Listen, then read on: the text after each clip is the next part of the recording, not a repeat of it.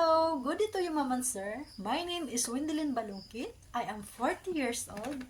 I live in Bukidnon, Philippines. I am a high school graduate. I am a Christian, Roman Catholic. My height is 152 centimeter and my weight is 59 kilogram. I am a married. I have two lovely kids, a 5-year-old boy and a 1-year-old girl. I have experienced work abroad, 5 years in Egypt. My duties is nanny and doing a household chores.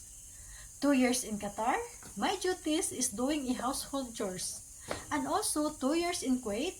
My duties is nanny and doing a household chores.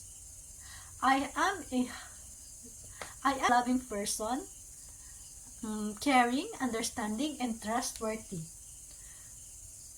To my dear employer, I hope you can give me an opportunity to work in Hong Kong in order for me to earn money to help my family financially and give my kids a good future.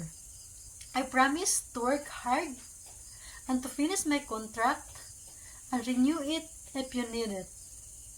I am willing to learn Chinese food and new things. I hope you can give me a chance. Thank you and God bless.